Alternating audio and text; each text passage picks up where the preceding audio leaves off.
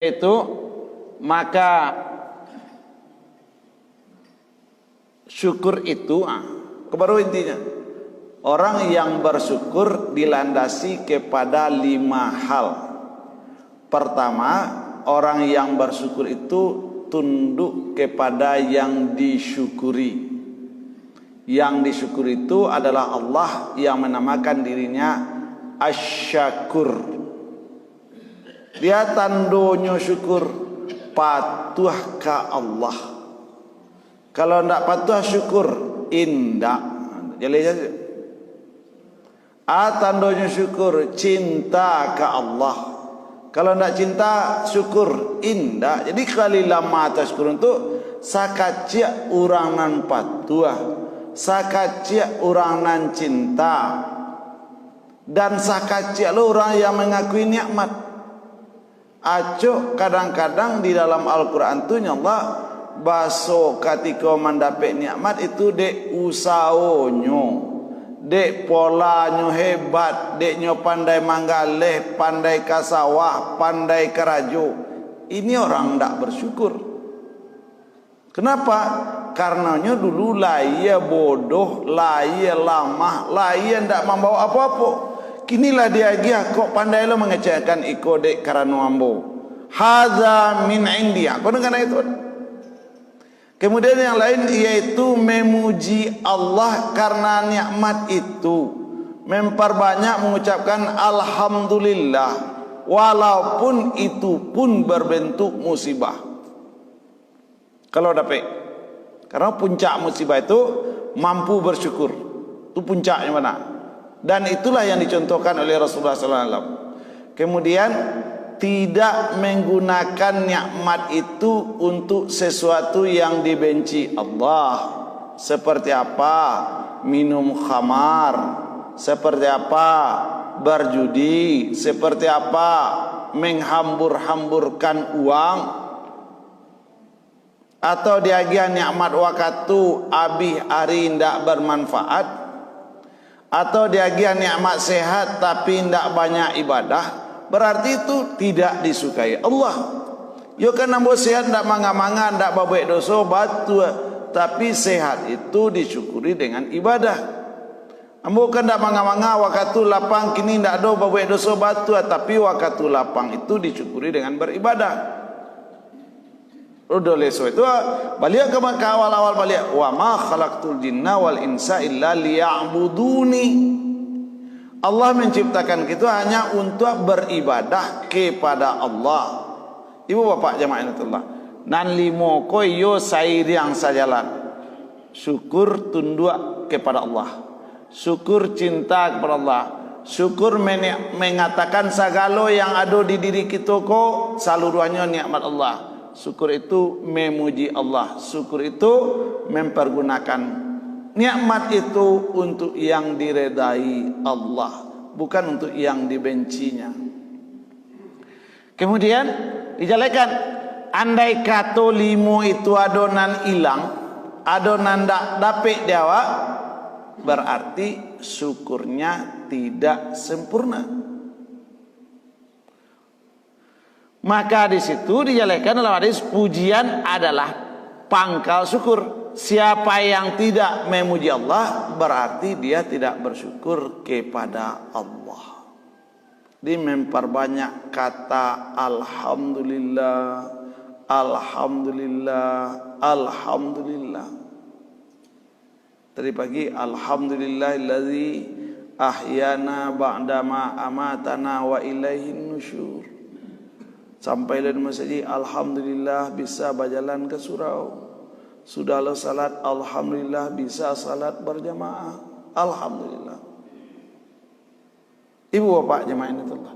Untuk itu maka di situ dijelaskan limo koyo dimanfaatkan mana, difahami mana. Kemudian dijelaskan syukur itu bisa dengan hati. Caranya tunduk, khudwa. Syukur lisan menunjukkan pengakuan. dengan anggota menunjukkan ketaatan. Jadi tunduk, mengaku dan taat. Kita ambil contoh kecil. Umpamanya dalam surah An-Nisa ayat 100 ampe balik. A'udzubillahi minasyaitonir rajim. La khaira fi katsirin min najwahum illa man amara bi sadaqatin aw ma'rufin aw islahin bainan nas wa may yaf'al zalika batigha'a mardatillah fasawfa nu'tihi ajran 'azima. Allah, tidak ada kebaikan pada bisik-bisik mereka. Berarti nambah bisik ko lidah. Lidah cako ndak boleh dipakai untuk yang dibenci Allah. Salah satu yang ndak disukai Allah apa? Babisiak-bisiak di luar 3 hal. Lai boleh babisiak lai. Yang pertama menyuruh orang bersedekah, boleh babisiak. Nang kedua maja orang nan elok-elok, boleh babisiak. Nang ketiga mendamaikan orang, boleh babisiak. Selain nang ketiga cakoi ndak boleh. Itu tanda orang bersyukur je lidah.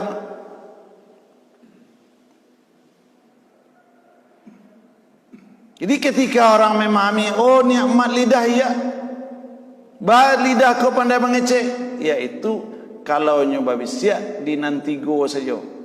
Yang pertama apa? Yaitu man amara bi sadaqatin, menyuruh orang bersedekah, au ma'rufin, atau menyuruh orang berbuat baik, au islahin bainan nas, atau membuat islah. Andai kata menyuruh orang bersedekah itu mencari reda Allah, dapat pahala paling gadang, pahala paling gadang. Andai kata menyuruh yang kebaikan tadi mencari reda Allah, dapat pahala paling gadang. Andai kata mendamaikan orang tadi mencari reda Allah, dapat pahala gadang. Berarti sudah itu apa? Yang lain tidak ketuju di Allah. Kalau ada hadis kok, orang yang bersyukur lidahnya kebabikia ketikanya kababisian anang kababisian, kaman comein orang tak jadi, kaman pakai cian orang tak jadi, kalaman bisik-bisik najwa sampai jo bisik-bisik diatur Allah. Karena nang kababisian lidah tu Allah nang punya. Andai kata sakit lidah tu payah gitu. Atau dalam ayat yang lain, surah Al-Hujurat ayat nang kasawale, ya ayyuhalladzina amanu la yaskhar qauman an qaumin asa ayyakuna khairan minhu. Ndak boleh mencaci, ndak boleh mencomei, ndak boleh mencela. Bamang kau mencaci hati ndak ranca hati tandoma. Kalau keluar aja mencaci orang siko tandonya hati musuh namanya. Jale-jale saja. Awak namanya salat mempelai hati, berzikir mempelai hati, taatnya hati kepada Allah, tapi kok lidah ndak mau diatur. Jadi orang nanlah bersyukur itu lidahnya terhindar dari mencaci. Yaskar sikhriya. Kok kumari bedo se bawa jurang merah orang lah merah dendeng balado. Baju hitam orang lah berana namanya kok berkabung. Ndak ada ke baju hitam tu berkabung. Baju putih orang lah pucik susu hasil serunya. Jadi kita ibu bapak kita diajak oleh Allah Subhanahu Wa Taala ketika mengajarkan iyyaka na'budu wa iyyaka nasta'in, mari kita pelihara lidahku. Jadi orang yang bersyukur kepada Allah diberikan Allah lidah, lidah itu tidak untuk berbisik-bisik selain nanti hal tadi. Orang yang bersyukur kepada Allah diberikan lidah, lidah itu tidak untuk sikhriya, mencaci, mencela, mengumpat. Wailul likulli humazatil lumazah. cilako urang nan suko mancace mencela jadi. Nyo salat juga, nyo dengar pengajian juga, tapi jemaahnya kareh juga. Di mana tak salat tadi? Inna salati wa nusuki wa mahyaya wa mamati lillah. Mana lillah? Mencaci itu tidak lillah. Tulis setan itu mencaci itu. Kok jadi ada kesinambungan antara hati, lidah, perkataan dan perbuatan naknya dalam bab syukur. Wajar, pantas kalau Allah itu mengecekkan qalilam ma tashkurun. Untuk itu di dalam hadis dijelaskan oleh Nabi, min husni islamil mar'i tarkuhu ma la ya'ni. Orang Islam yang baik itu adalah meninggalkan kece-kece perbuatan-perbuatan nan indah bermanfaat di akhirat nanti. Itu aturan Islam yang baik. Kira-kira macam mereka bermanfaat di akhirat indah. Kalau mau jadi Islam yang baik, tinggalkan. Kira-kira baju gunjang kau manfaat di akhirat nanti indah. Kalau mau jadi Islam yang baik, tinggalkan. Kira-kira bisiak-bisiak nanti kok baik ndak, tinggalkan. Di Allah Subhanahu wa taala menjanjikan pahala yang besar untuk untuk memahami Islam itu aku hati iko dalam kitab Madarijus Salikin ibu dan bapak saroman kaco barasia. Sakacik sajonyo kanai kabui terasu. Maka hati itu ketika mencome sebenarnya di dalamnya lah mengutuk kawatwe lidah nyu hati, oi lidah nyu tangan, oi lidah nyu kaki, oi lidah nyu badan. Hari ko engkau menjadi panglima. Kalau engkau paliaro hai lidahmu, seluruh kami elok. Tiap pagi badan aku mengecek, ke tangan awak mengecek, ke lidah awak. Kalau engkau tidak meliaro, kami sadonya tanya. Di awak tidak takana, tidak teranga kecek tangan ke lidah, kecek kapalo ke lidah, kecek kaki ke lidah, kecek badan ke lidah. Di lidahku seluruh badan, seluruh tangan, seluruh kaki mengecek kenyo tiap pagi. Tolong pelihara lidah. Kenapa? Karena hati tidak suka ketika lidah mengatakan yang tidak diredai Allah. Itu jelek. Begitu PK-nya hati itu. Jadi kita membersihkan hati dengan zikir, kita membersihkan hati dengan taat, kita membersihkan hati dengan merendahkan. Tapi kok dirusak oleh lidah itu dengan mencemooh. Di mana letak syukur lisan kita? Kita membaca subhanallah la haula wala quwata illa billah, tapi orang lain kok disakiti. Apalagi orang lain itu sesama muslim. Haram hukumnya mencaci orang Islam. Itu haram hukumnya itu. Haram hukumnya mencaci orang Islam.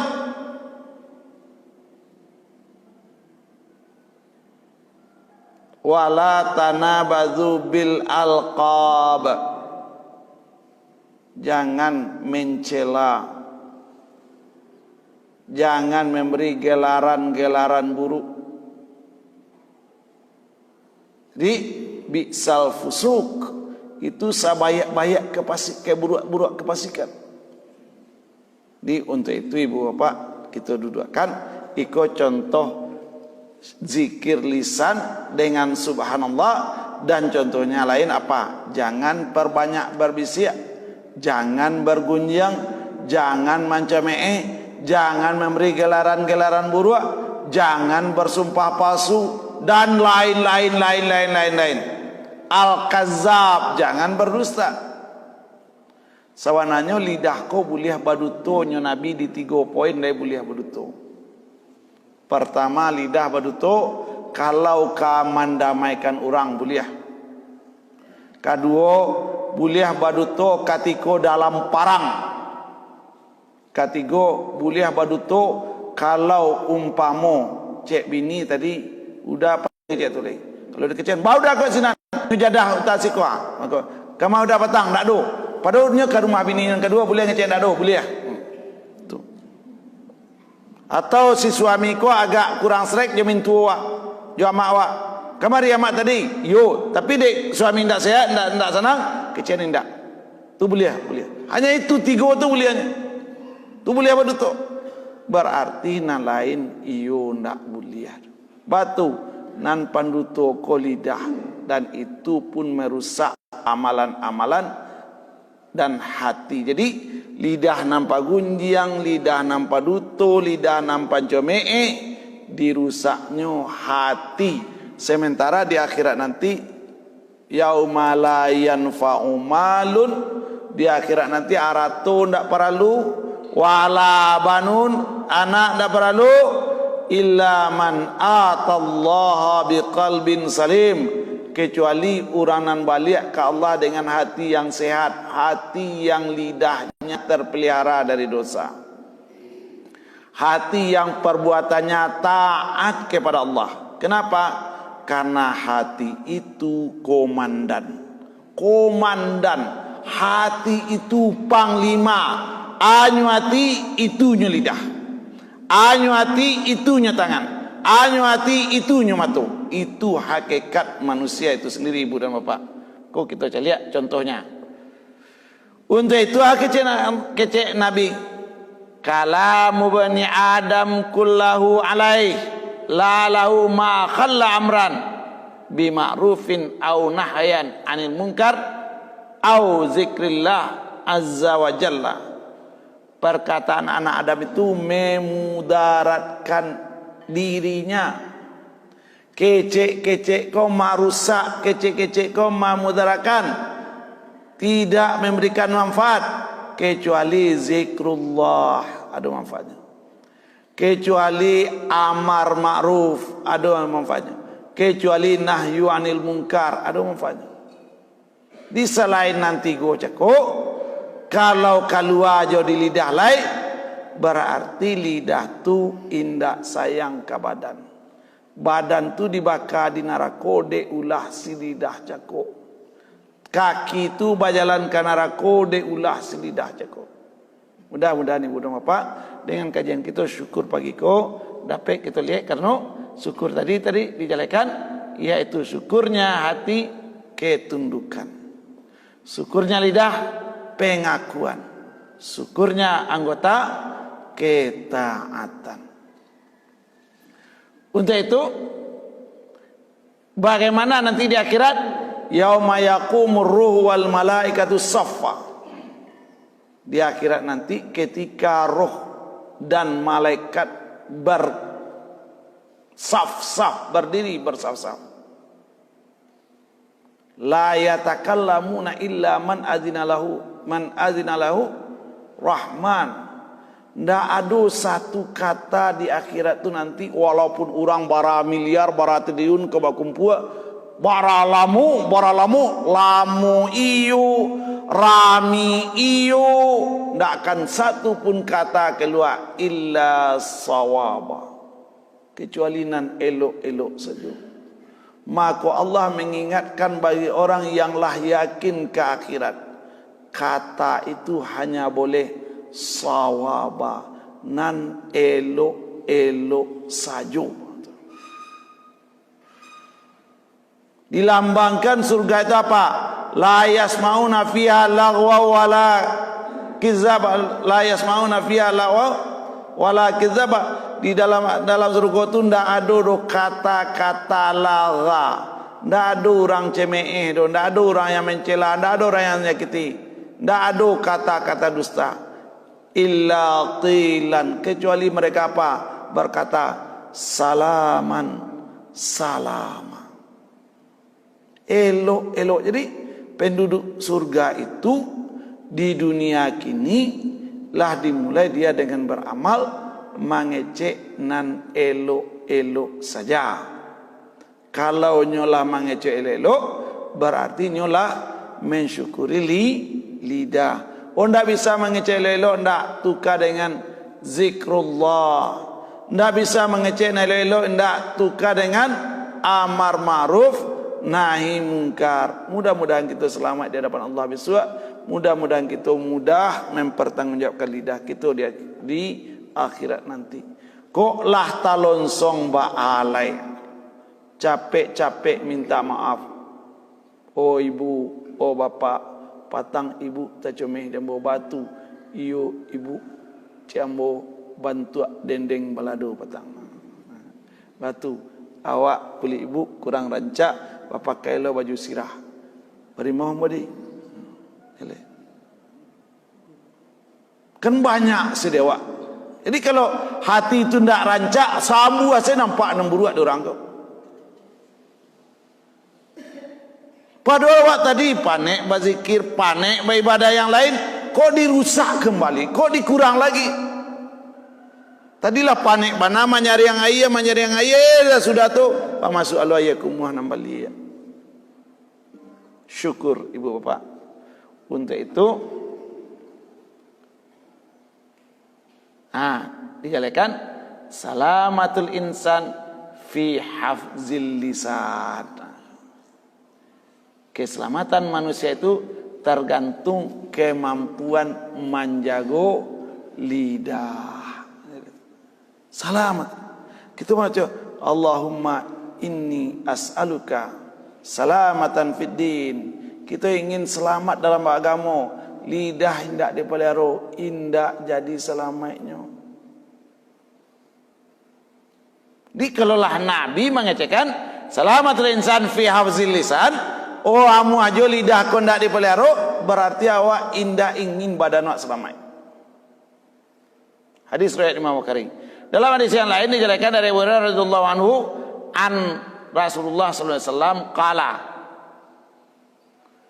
man kana yu'minu billahi wal yaumil akhir. Siapa yang beriman kepada Allah dan hari akhirat. Man kana, betul. Kalau ia mengatakan beriman kepada Allah, amantu billahi wal yaumil akhir, falyaqul khairan, kecianan elok sajo.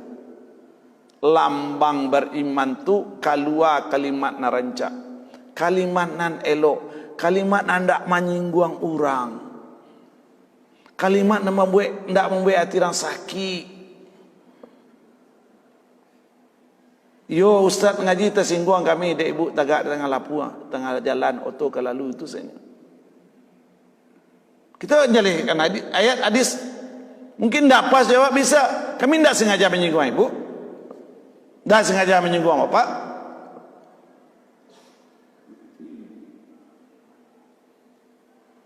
Atau apa lagi? Aulia semut. Kalau tidak ada rancak diamnya. Mengapa dia diam? Imannya yang menyuruh dia diam. Mengapa dia tidak mencemeh? Imannya yang menyuruh dia tidak mencemeh. Mengapa ini tidak ingin menggalar-galari yang buruk? Karena imannya yang menyuruh jangan menggalai atau melarang. Di iman tadi menjadi hal yang membuat orang itu terhijab, terbatas dengan hal-hal yang dilarang oleh Allah, termotivasi untuk membuat mengerjakan yang diperintah Allah. Itu fungsi iman. Untuk itu, wa man kana yu'minu billahi wal yawmil akhir falyukrim jarah. Kalau memang engkau beriman kepada Allah dan hari akhirat, yaitu muliakan tetangga. Jangan sakiti tetangga. Paling banyak orang menyakiti tetangga juga lidah nulu. Bertanya orang kepada Rasulullah, ya Rasulullah, inyo rajin salat malam ya Rasulullah, inyo rajin salat puasa Senin Kamis ya Rasulullah, tapi lidahnya juga tetangganya agak kurang aja ya Rasulullah. Hiya finnar, anu dalam nerakonya Allah. Lidah tu marusak palo salat, lidah tu marusak palo puaso. Hiya finnar, dia dalam neraka. Kenapa? Karena dia menyakiti tetangganya dengan lidahnya. Karena dia menyakiti orang Islam dengan lidahnya. Orang Islam. Orang kalau lah mengucapkan syahadat, haratonyo haram wa ambiya. Orang kalau lah mengucapkan syahadat, darahnya ndak boleh kita ambil atau kita bunuh, ndak boleh. Orang kalau lah mengucapkan kalimat syahadat, martabatnya ndak boleh kita hancurkan. Izzah dan kata-kata azza wa jalla. Kamu tahu tu? Kita ada acara mengatakan ta'ziyah. Kamu tahu tu? Mengawal ta'ziyah, mengangkat derajat orang nang kematian, orang nang ke dapat musibah. Itu ta'ziyah. Bacaranya agar dia itu menerima musibah dengan sabar atau reda. Terangkat. Kalau ini ndak makan bah, diangkat antahan nasi ke sini tu nanti ta'ziyah. Batu keluarga Ja'far meninggal. Rasulullah datang, Ja'far kok kurang ke makanan, antarkan. Itu nanti ta'ziyah. Jadi kalau ibu ta'ziyah azza mengangkat anak kedangke ahli musibah itu. Tidak cerita apabila mati bahasa sakitnya itu tidak mengangkat. Bu, yo, sabar bu, yo. Ikut takdir Allah. Jangan sampai ibu tidak sabar, rugi beku. Oh, tidak ada negara makan, antarkan makanan. Untuk siapa tu ahli musibah? Aku tiba lo kajian ustaz. Antarkan makanan supaya mai dalam kubur selamat. Ah, iyalah. Agi orang makan. Kok gitu? Mai tu ceki. Kan banyak tu. Bagaimana kau mau undang orang makan supaya mai senang dalam kubur? Apa hubungannya? Umar bin Khattab mengatakan, siapa yang memasak untuk keluarga karena kematian, maka dia sama dengan meratapi semayat. Umar bin Khattab, kau tambah, oh lama itu, lama, tak bisa Umar bin Khattab lah dulu sahabat mengecek. Itu kalau takziah, azza, mengangkat. Nah untuk itu, jarah itu apa? Jangan kalau kita sakiti berarti merendahkan. Tugas kita apa? Azza, mengangkat harkat orang Islam itu. Kemudian apa? Mengangkat mayat yang dalam kubur. Tidak bisa lebar angkatnya. Memperbanyak doa. Allahumma firlahu, Allahumma firlil muslimin wal muslimat. Itu mengangkat. Jadi Pak itu apa?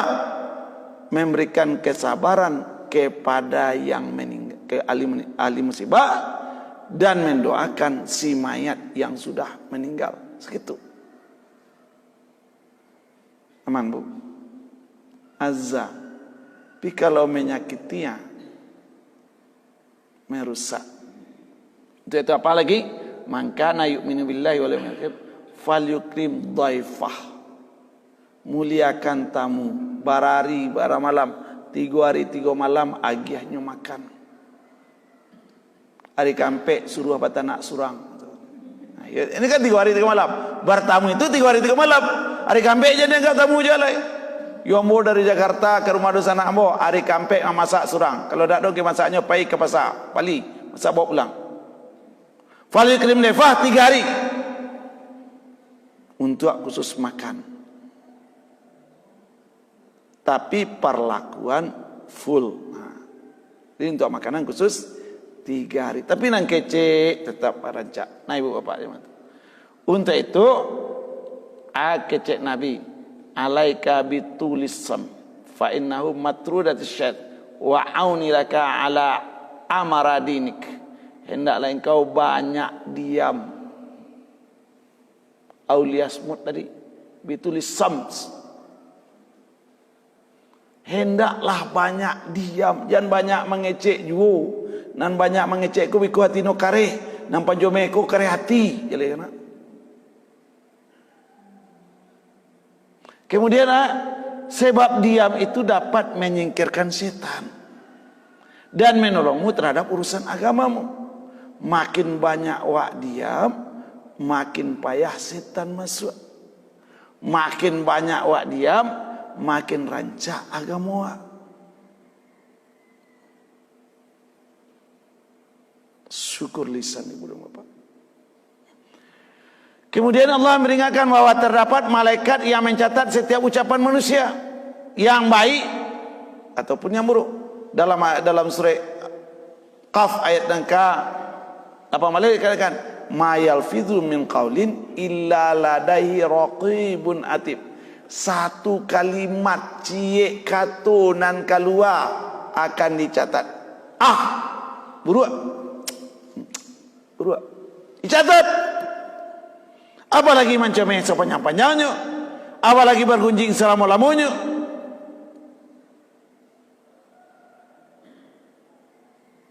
Ma yalfidhu min qaulin. Qaul, satu kata, satu huruf yang diucapkan, kalau itu buruk dicatat dalam catatan dosa, kalau itu baik dicatat dalam catatan pahala. Dan ikulah nanti yang kita tercangang di akhirat. Orang paling banyak tercangang tu de banyak catatan dosa hamba bah de lidah hamba.